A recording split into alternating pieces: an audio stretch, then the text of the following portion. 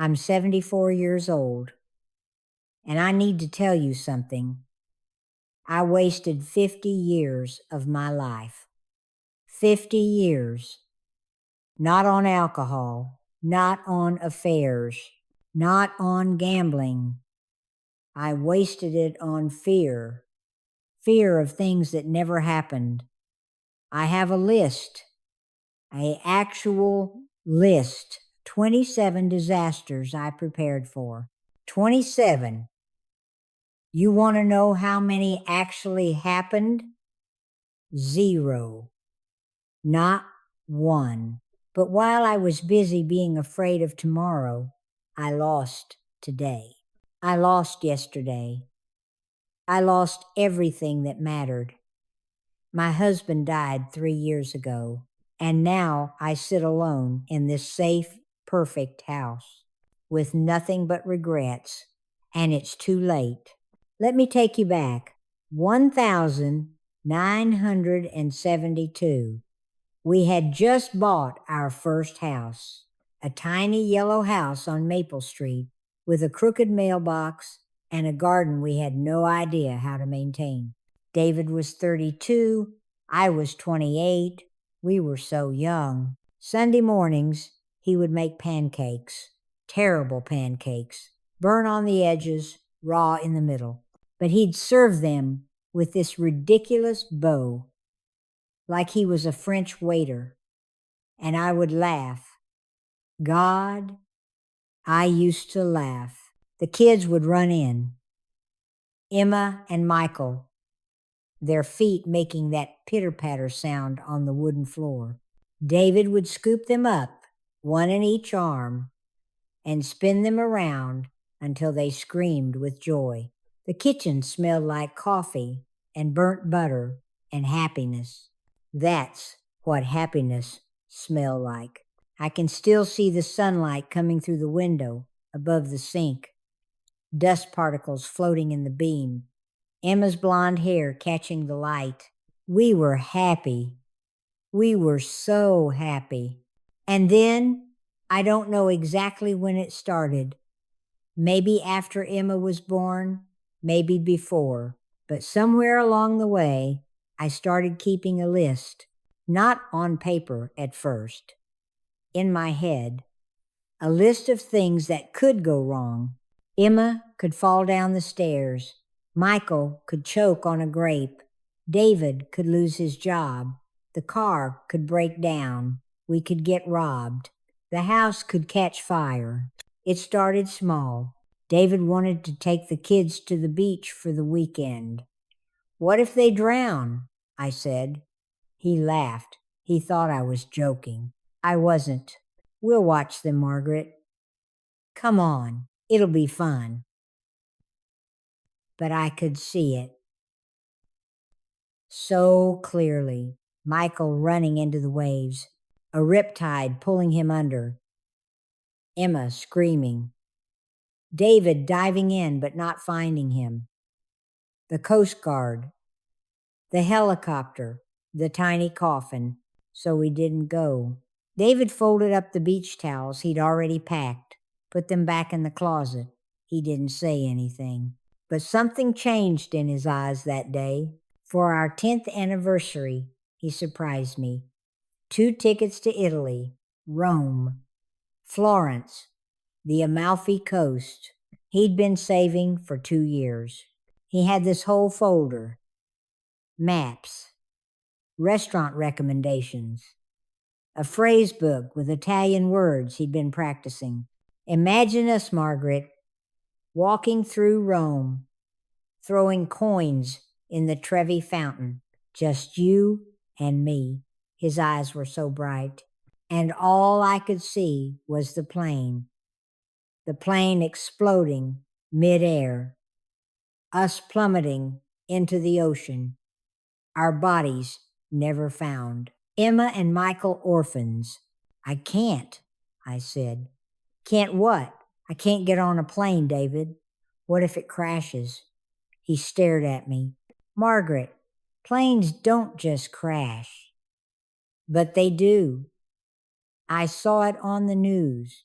That flight last month, that was one flight out of millions. But it happened. He stood there holding those tickets, and then slowly, so slowly, he put them down on the kitchen table. Okay, he said quietly. Okay. We never went to Italy. The tickets expired. He never mentioned it again. This became our pattern. He would suggest something. I would catastrophize. He would go quiet. We would stay home. Safe.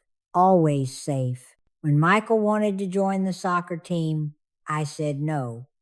What if he breaks his leg? When Emma wanted to go to summer camp, I said no. What if she gets homesick? What if something happens and we're not there?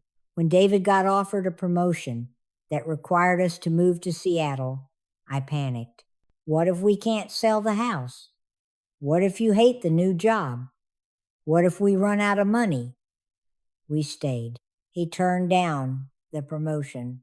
His boss never offered again. I thought I was protecting us. I had it all figured out. We had savings, a good 6 months of expenses, then a year, then 2 years. I had a first aid kit in every room, fire extinguishers, emergency contacts laminated on the fridge. I checked the smoke detectors every week, checked the locks twice before bed, kept the kids' schedules rigid and controlled. No sleepovers. Too risky. No sports. Too dangerous. No spontaneity, because spontaneity meant chaos, and chaos meant disaster. David stopped suggesting things. No more laughter in the kitchen. Emma moved out the day she turned 18. Michael left for college and barely called. David still smiled at me, but it wasn't the same smile. The light had gone out of it, and I told myself this was fine. This was good. We were safe. Everyone was alive. No disasters. No tragedies. Mission accomplished. Right? April 17th, 2022, a Tuesday. I remember, 'cause it was trash day. I was worried we'd forgotten to put the bins out. We hadn't, but I was still worried. David woke up early that morning. He always did. I heard him in the kitchen, the coffee maker gurgling, the sound of the toaster popping. Normal sounds, safe sounds. I came downstairs in my robe. He was standing by the window, looking out at the garden. The tulips were blooming, red and yellow. He'd planted them the previous fall. Look at that, he said softly. They actually came up. I was reading the news on my phone. Another war somewhere. Stock market dropping. A new virus in Asia. Margaret, I looked up. He was watching me, really watching me. Let's do something today, he said. Like what? I don't know. Anything. Let's drive somewhere. Let's go to that diner you used to love. Let's just be happy today. The bill looked wrong. It can wait. And I need to check on Mom. She hasn't called in 3 days. She's fine. You don't know that. He was quiet for a moment.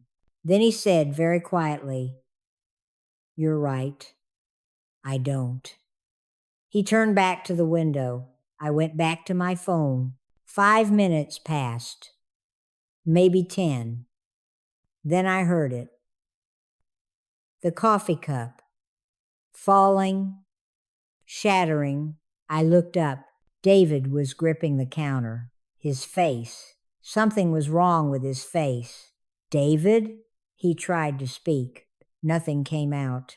Just a sound. His left side. Collapsing. David! He hit the floor. I screamed. Called 911. my hands shaking so hard I could barely hold the phone. He's not breathing right. He's not moving. Please hurry. Please. The ambulance came. Sirens. Red lights flashing through our quiet neighborhood. Neighbors coming out of their houses, staring. They put him on a stretcher. His eyes were open. But he wasn't looking at me. He was looking through me.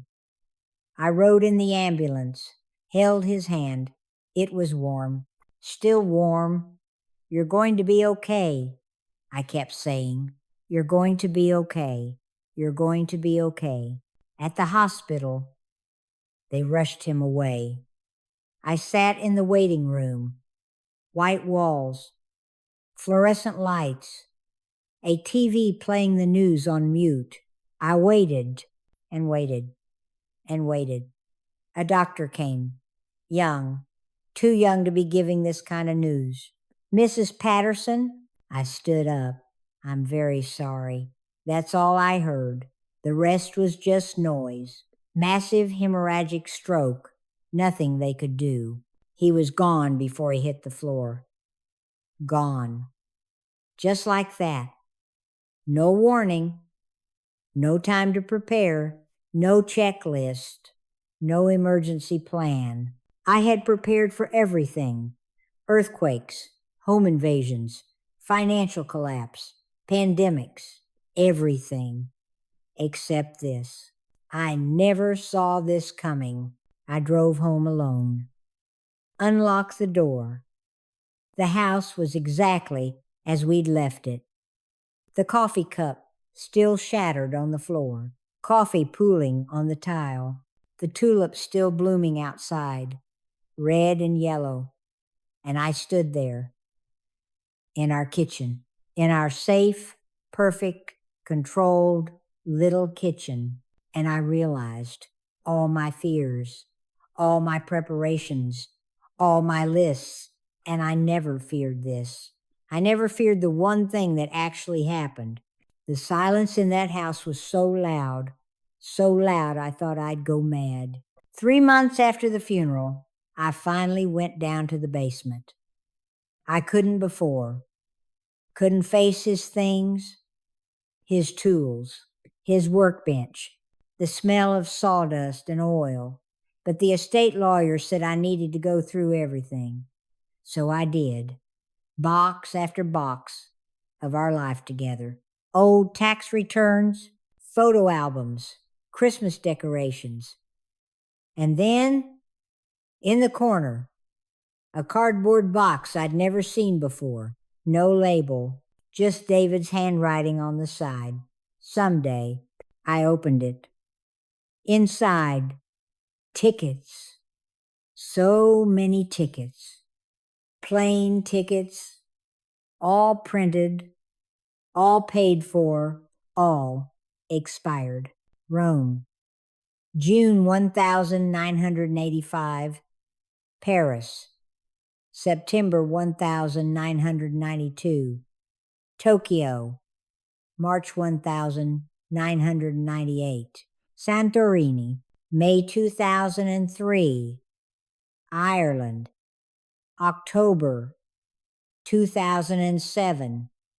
Costa Rica. February 2012. New Zealand. April 2016. 27 tickets total. I counted them twice. He had bought them anyway. Even after I said no, he kept buying them, hoping I'd change my mind, hoping one day I'd say yes, but I never did. Beneath the tickets were brochures, folded and refolded so many times the creases were wearing through. Pictures of places he wanted to show me: the Colosseum, the Eiffel Tower, Mount Fuji, white buildings against blue water in Greece, and photographs cut from magazines, couples walking on beaches, families hiking mountains, 2 people sharing gelato in an Italian piazza. He'd written little notes in the margins. Us someday. Margaret would love this. When she's ready. When she's ready. At the bottom of the box, a notebook. Leather. Worn. His journal. I sat on the cold basement floor and I read it page after page of a man trying to live with a woman who was too afraid to let him. December 1986. Asked Margaret about California for Christmas. She said no. Too many earthquakes. Maybe next year. July 1991. The kids want to go camping. Margaret thinks it's too dangerous. Bears, she said. I didn't argue. I never do anymore. March 1999. I'm 59 today. Margaret gave me a sweater. I wanted an adventure, but I didn't tell her that. June 2008, Emma called. She's getting married in Hawaii. Margaret won't fly, so we're not going to our daughter's wedding. I told Emma we'd celebrate when she gets back. I heard the disappointment in her voice. She didn't say it, but I know. She's getting used to us not showing up. October 2015, 75 years old. I look at other couples, our age. They're traveling, living. We sit in the same house, watching the same TV shows, having the same careful, quiet life. Sometimes I wonder what I'm saving my life for. And then, the last entry, April 16th, 2022, the day before he died. His handwriting shaky, just one line. Maybe in the next life, she will let us live. I dropped the notebook, put my head in my hands, and I wept. Not the polite crying I did at the funeral, not the quiet tears I shed at night, but deep, body-shaking sobs, because I finally understood. What plane crash? There was no plane crash. I checked. Every single flight we were supposed to take, every single one landed safely. What kidnapping? Emma and Michael are fine, alive, healthy. They just don't call much anymore. What bankruptcy? We have money, so much money, saved and saved and saved. For what? For who? What disaster was I preparing for? I built a fortress and locked us inside. From living, I have everything I protected. The house, the savings, my health. I'm alive. But David isn't here to live it with me, and Emma barely speaks to me. And Michael sends cards on holidays, but never visits. And I sit here in this safe, quiet, perfect house, alone, so completely alone, with nothing but 27 expired tickets and a journal full of dreams I killed. What was I so afraid of? Why couldn't I just say yes, just once, just one time? Why couldn't I get on that plane? I'm sitting by the window now. The same window David stood at that last morning. The tulips are blooming again, red and yellow, just like he planted them. I watch people walk by, young couples holding hands, fathers carrying their daughters on their shoulders, families laughing, living, and I want to tell them something. I need to tell you something. If you're listening to this, if you're like I was, always preparing, always worrying, always waiting for the right time, the safe time, please stop. Ask yourself this question, the thing you're afraid of right now. Is it real, or is it just a story you're telling yourself? Because I had stories, So many stories, and 99% of them never came true. But while I was busy being afraid of what might happen, I missed what was actually happening. My husband asking me to dance in the kitchen. My daughter wanting me at her wedding. My son begging me to come see his first apartment. Moments, real moments. And I said no, because I was too busy preparing for disasters that never came. If someone you love asks you to do something today, say yes. If your partner wants to take that trip, book it. If your kids want you to be silly with them, be silly. If there's somewhere you've always wanted to go, go. Now, not someday, not when it's safer, not when you have more money, not when the timing is perfect. Now, because I have news for you. The timing will never be perfect. There will always be something to worry about, always a reason to wait, always a risk. But you want to know the biggest risk? The biggest risk is reaching the end and realizing you never began. I have money in the bank. I have a safe house. I have a long life. But I don't have David. I don't have Sunday pancakes.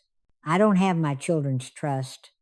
I don't have memories of Rome or Paris or any of those 27 places. I have regrets. A basement full of them. Don't do this. Don't be me. Sitting at 74 years old, finally ready to live, but with no one left to live with. The plane probably won't crash. The money probably won't run out. The thing you fear probably won't happen. But you want to know what will happen? Time will run out. It runs out for everyone, and you can't buy it back. You can't negotiate with it. You can't save it up for later. You can only spend it. So spend it on love. Spend it on joy. Spend it on the people who matter. Spend it now, while you still can. I spent 50 years preparing for storms that never came, and I missed the sunshine, all of it. Don't make my mistake, please. Don't wait, David. If you can hear me, I'm ready now. I'd get on the plane now. I'd go anywhere, everywhere. I'd say yes to all of it, but you're gone, and it's too late. So this is for everyone else. Everyone's still holding someone's hand. Everyone's still getting second chances. Say yes before it's too late. Before all you have left is a box of expired tickets and a lifetime of what ifs.